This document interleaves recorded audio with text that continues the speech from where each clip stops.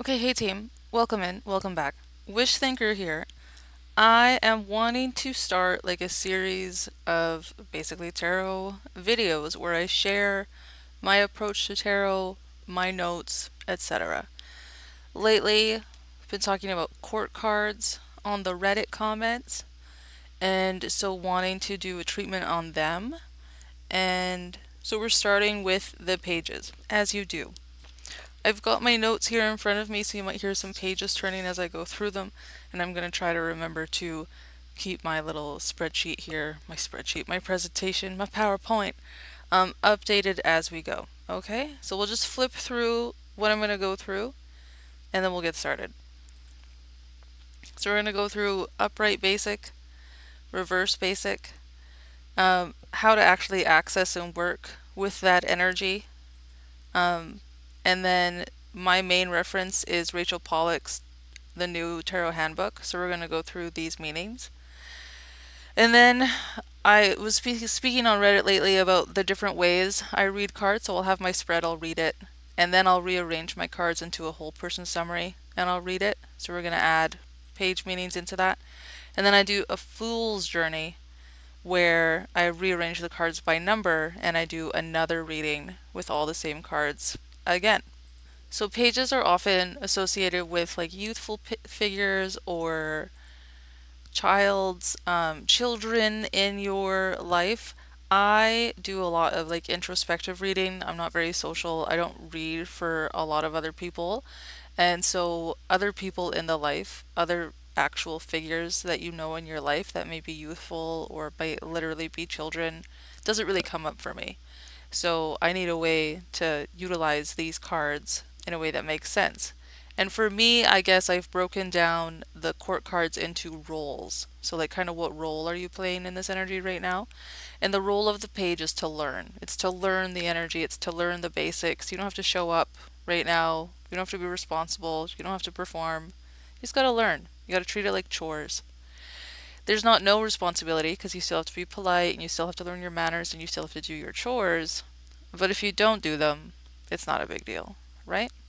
So these are some keywords for pages upright: beginner, learning, childlike, excitement, chores, fun, curiosity, youth, new path, play. I made this in wordart.com and then it got real complicated to get the sizing right. So I stopped that and I just used the Canva text. Reverse pages, if the upright is like youth and trying new things, then reverse pages can be maturing. I usually take a reverse page as the feeling pressure to reform. So you're starting a new skill, you're getting into something new, and you're immediately feeling the pressure to go from just learning about it to like side hustle or making money or doing something with it, being somebody with it. It can also be, instead of starting on a new path, it can be that new things are coming into you, and it can be the development of self trust. So we'll go over all of those individually at some point. I'm going to read from my notes now. So I have pages learn and the reverse feel pressure. The reverse is going to be feeling the pressure of like learning should equal earning. Like I have to do something with this right now.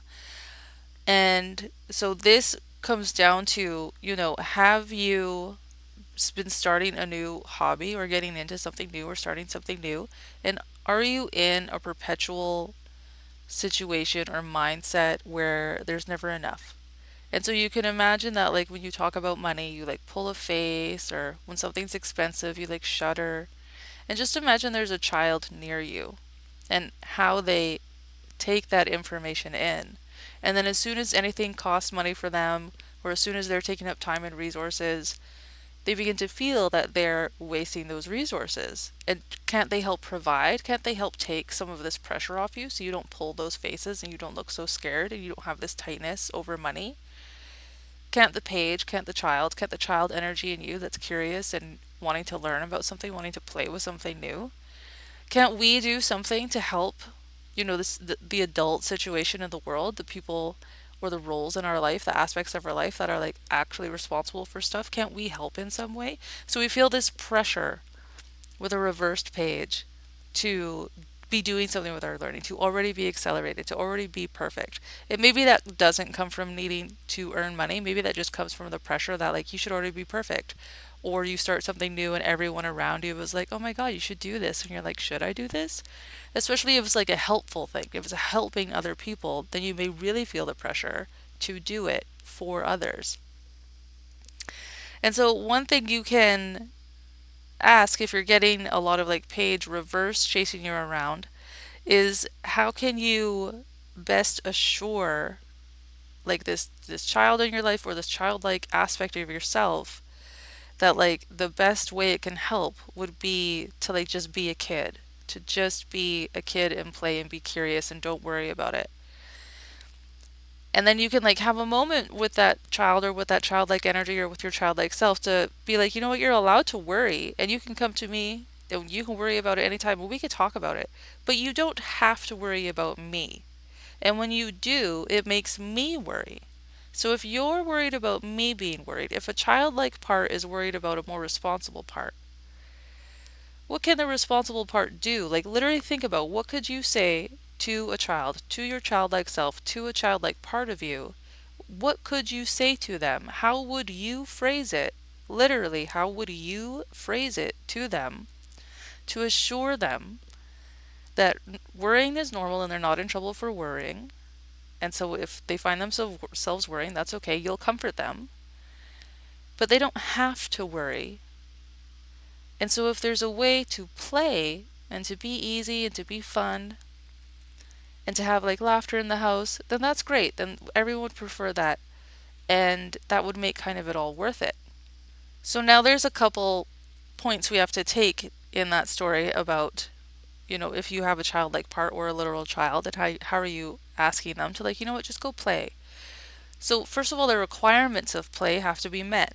Last November, it's October now, and like last November, it's November now actually. So like a year ago, there were so many messages on like the tarot YouTube and everything, and I was getting messages as well about like don't push, don't stress, just play. Like you're playing around with stuff right now. That's how you're learning. You're getting into the habit of play. And I was like, okay, bitch, how? Like this is not helpful. Like I don't really know how to play. And so the requirements of play, like who plays? Kids play, like toddlers play. And if they're not playing, what's wrong? Well, they're probably hungry, or they need to have their nap, or their nervous system is not regulated, or they feel like nobody cares about them, so like they don't feel safe in their space to open up and be interested about stuff. So you have to ask these questions of yourself if you are being haunted by play messages or reversed pages, or you don't know what's going on and you're being given this message to like open up and relax. Do you have these basics covered? Are you rested? Do you need to have a nap? Are you asking yourself to play when it's nap time and you're grumpy? Are you asking yourself to play when a toddler would be having a tantrum? Are you hungry? Are you perpetually malnourished? Are you always catching up on things? Are you neglecting your body? The reason kids can learn through play is because they don't have to worry about the pieces of the world keeping them safe and keeping them healthy and helping them develop. They just get to think about play. So are you giving at least some parts of yourself a space where they don't have to worry about it? Are you feeding yourself regularly? Do you have like a regular meal that it's not all brain power all the time? Have you automated any of your tasks? Or do you have help in those tasks so that you can have space in your day that doesn't have to worry about taking care of you, right?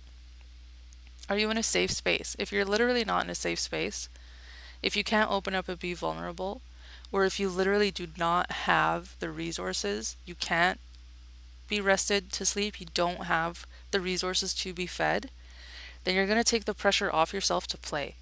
Okay? You're going to sleep. If you don't have anyone supporting you, or you don't have any way to support yourself, then the page is going to be a lesson in self-trust, right? Can you believe that you are a child of the divine? Can you believe that your body is here to learn and that you can trust your body to bring you to the things you're going to learn in the right time? Can you kind of take control out of the mental space and trying to dictate everything and kind of take the pressure off and trust that your body's doing as best it can in the circumstances you're in. And until you can be fed, rested in a safe environment, and then in a like safe and vulnerable and interested environment, not just physically safe, but emotionally safe, until you can meet those requirements, take the pressure off of yourself to play. So that's point one. If you're asking this childlike part of yourself to like, don't worry, just be easy about it. Just start playing, no problem. First of all, are there problems? Is the child able to play? Are you able to open up and play? Now, the other side of that is, letting this childlike part of you, or letting a child know that, like, the best thing you can do to help me is to just be a kid and to laugh and play. And, like, laughter makes it all worth it. So, laughter and joy make it all worth it can really put a lot of pressure on a kid or on you to, like, be happy, laugh, like, don't worry, don't cry, don't have any negative emotion, only be happy. And that is not curiosity, that is not childhood. That is a lot of pressure to perform. And so what I have in my notes here is laughter and joy make it all worth it in quotations, but you don't have to be happy. But neither is there any point in working for your stability or having to have that trade-off of child and responsibility. Somebody doesn't have to think about it while other parts of you or somebody does have to think about it. So there's no point in working for it, for that stability, if you are clutching in fear of destitution or if you're clutching in destitution regardless of the work. And so how can you access play at that point? Like if there is no way to be happy because there's no, like, you're in full survival mode, I don't know, like, give up for a day. Just give up and play something, right? Like, the pressure to be joyful can also not be, like, you don't want to put it on the page energy. Where, like, no, you just have to be happy. You don't have to worry at all. Like, worries are fine and they can come up and down and you've got to address them like you would with a child. But you also have to address, like, if there really is no space for play or for happiness or for that openness, how are you going to access it? Like, how are you going to fix it? How are you going to trust yourself to, like, change the situation or figure out who's in charge here so that you can, like, be resourcing your play?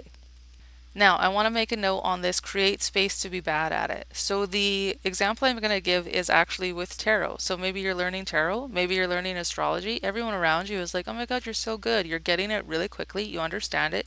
And you start to think, I could do this. Money's always tight. Of course it is. Price of everything's going up. Of course it is. You think you could do this to help people. Of course you do. And so shouldn't you do it? Shouldn't you figure out how to hustle it? Shouldn't you figure out how to make money? Shouldn't you do this? Probably the question of, is this enjoyable? Do I like it? Is this a hobby I want to develop? Has not even had space to enter the field, because you've went right from, oh, this is interesting, to, I need to make something of it. I need to make something of myself with it.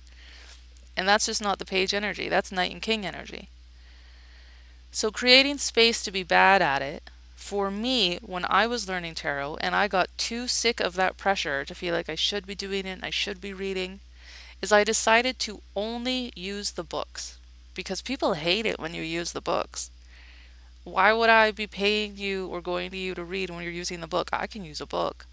And so I decided to only use the books. No brain power, no learning, no testing of myself. See the card, pull up what comes up naturally in my head, no pushing. Open up the book and trust that there is a word specifically that my eyes will catch that is meant to carry the reading forward. And then I also did not make notes. I didn't write down all my readings, which was helpful because I write down my astrology transits, and what I notice is that when I'm trying to think about something, instead of taking the second it would take to cast up my memory and go, what happened? Let me reflect, I rush and I reach for the book, for the journal with the transits in it. And that's fine, but I'm also, like, tired of, like, peering and looking and seeking and knowing and defining and analyzing. So one way to give yourself space to be in page energy is to create the space to be bad at it, to even try to be bad at it, to lower the bar, to strive for mediocrity, as well as to daydream and not day do. So it may be likely that You have an active imagination with the page energy, and you like to consider different ideas and play with different ideas. And it may also be possible with reversed page energy that you never give yourself space to just think about stuff. Every cool idea now has the pressure to become something you create or do or share or manifest or accomplish. And so, one way to give yourself over to page energy is to dedicate some daydream time where everything that gets daydreamed in that time, like as a rule, does not come out of daydream time. What happens in Vegas stays in Vegas. And if the daydream is to come up at a different time, when you're working on something else, when you're thinking about like, oh, what should I do? Well, then now's the time to take it as a creative inspiration and go for it. But until then, give yourself space to do nothing with your hobbies. Give yourself space to be bad at it. Give yourself space to actually just try a hobby and enjoy it for you and see where it can get you without immediately trying to outsource it or get validation from it or get something from it. Finally, I want to touch on what if it is maturing? What if the message really is you're being a baby, you need to grow up, you need to take responsibility, you need to stop this now, you've got things to do. So if you needed to go to work, here's some of the cards that I would expect to see, like in appropriate numbers and appropriate context around some of these page cards, particularly a reversed page, and I would probably also want to see it with the reversed fool, who more specifically means maturing.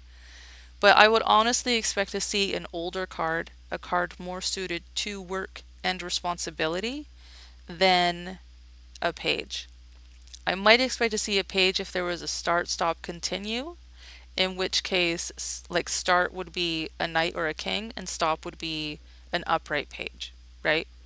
I hope that's making sense. So, if you needed to go to work, some cards that I might expect to see would be the Seven of Pentacles, the Six of Pentacles, the Eight of Pentacles, the Three of Pentacles, the King of Wands, the Knight of Pentacles, Justice, possibly the Five of Pentacles as a warning, like what if I don't? Maybe the Five of Pentacles, and then possibly also a reversed Four of Cups or a Six of Cups. These cards, if they came up and there was the inkling of like, am I being childish? Do I need to grow up and do something? Is it time to develop this?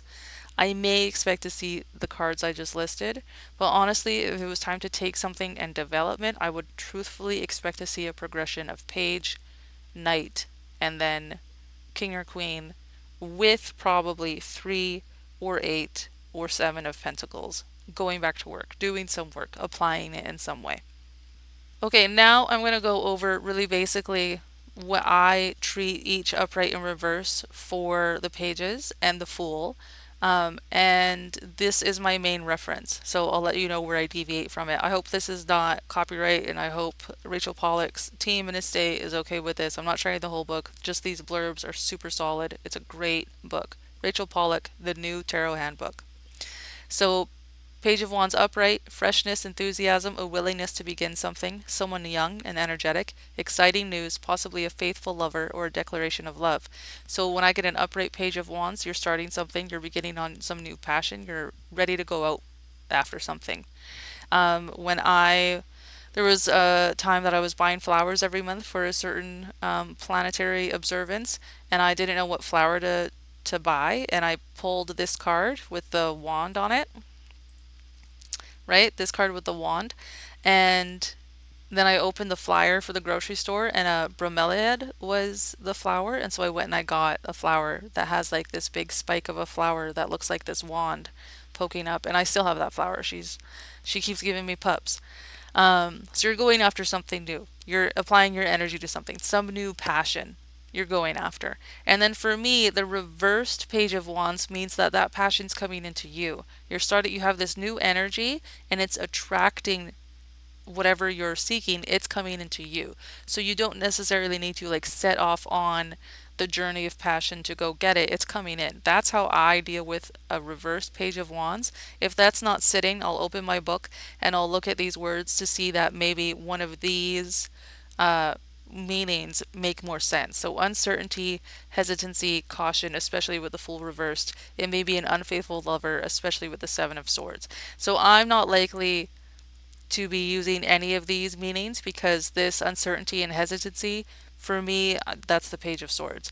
So the upright Page of Wands in my readings tends to be like in the intuitive part of the reading is you're starting out on something, you want something new, you're the flame of passion is awakening for something that you want, and reverse to that thing's coming into you. So like keep the flame alive, but like you don't have to get ready to go on a big journey to get it. It's coming in. For the Page of Cups, upright is like you're developing some new creative skill, and that can include intuition. So, learning tarot or astrology, or learning to speak to your own intuition, maybe mediumship, or developing any kind of like psychic or witch or spiritual gifts. And then reverse is really feeling the pressure to do something with them, to talk to someone, to do the readings, to make the art for people, to produce, to produce, to produce, to wring that information you're getting out of that new relationship and apply it to something. So, Rachel Pollack's meanings for upright is quiet meditation, an interest in spiritual or imaginative subjects without any need to do anything with them, someone who loves beautiful things, messages from the subconscious, including psychic information. And reversed, her meaning is someone troubled by things that come from the imagination or the subconscious, pressure and responsibility to act or make decisions. So, this card really gave me a lot of the basis for how I deal with pages in general. The reverse is pressure and responsibility to act or make decisions. And the upright is the subconscious interest in spiritual, interest in imaginative things without the need to do anything with them. So that's a pretty defining, energy for me as far as pages go. The Page of Swords, upright and reverse, is kind of the same meaning, depending how you want to look at it. It's just anxiety and mental talk. Upright, he's moving forward, but he's looking back. Reverse, the feet on the ground are at the very top of the card, so it's maybe a bit more grounded. So it kind of just depends on the context of the other cards around, and it depends in the moment whether this card, when I pull it, looks anxious or looks sure, is looking back or is looking forward. It depends on the reading. But overall, upright, caution, wariness, looking backward, perhaps nervously, tension before a fight, someone who spies or investigates, and reversed, learning to relax, to trust people. Alternatively, the exact opposite, becoming more anxious, more aggressive. Other cards suggest which way it goes. And this, which way it is, how does the card look when I pull it that day, that time? Do I get oh, he's worried feeling, or do I get no, he knows what he's doing. He can trust himself. Upright, I think I tend to look at this card as you're looking to the past and you kind of don't believe that the future can be any different than the past. And so, like, you're moving forward and you're trusting yourself, but you're not really trusting the future. And reversed is learning to relax, learning to quiet the mind. All these birds that are only on the court cards, all these birds are at the bottom and the feet are at the top of the card, being very grounded. Against all the busyness of the sky, this mound of stability rises up and you're firmly grounded here. So the reversed Page of Swords I tend to use as a quieting of the mind, a deepening of self-trust, and the body is pointed to the past, but the figure is looking to the forward, to the future. And then Page of Pentacles upright, a student or a beginner in something, magic or any other area of learning, fascination with something without the need to do anything except follow the wonder of it, dedication, tuning out the world around you. Reversed is a student may have trouble with his studies or feel some outside pressure, such as the need to pass exams or think about career. Alternatively, it can mean relaxation after intense study or work. So upright Page of Pentacles to me is you're holding up something. There's something new beginning, something tangible you're getting your hands on. So whether that's something you're taking notes on, or something you're building, or a new career venture, or a new idea of how stable and comfortable your life can be, you're holding up this new seed of reality. And then reverse, just like with the cups, you're really feeling the pressure to do something, to hustle, to take these skills you have that you've just learned, that you're just learning, and utilize them in some grown-up way. Did I not add the Fool? Oh well. We'll have to do the Fool another time. So in the whole person summary, if you have at least 5 cards, I do the whole person summary every time, but this is a permutation learned from the Celtic Cross. So you take your 10 cards in the Celtic Cross and you rearrange them by suit and then by number. So our pages would be showing up symmetrically in whatever pattern emerges from the whole person summary. And how I would deal with these page cards in the whole person summary specifically would be that a new expression of the suit is blossoming, particularly a new hope for the abilities of that suit. So Wands upright page would be like, yeah, there's some new creativity, there's some new passion, there's some new desire in the world, in the life. An upright page of cups might be that, yeah, you're beginning some new insight or you're developing a new intuition skill. Upright page of swords, there's maybe a new way to look at stuff. We're handling a new like mental tool that we've developed. We're trying it out. And Pentacles is we're optimistic and looking forward to the future. Like we're happy with the seeds that are being planted. And then reverse is they all have doubts. The energy is there, but should it be there? Shouldn't I be more advanced? Do I have to be more advanced? Do I have the time and space? Like, isn't this childish? Do I have the time and space to be in this energy?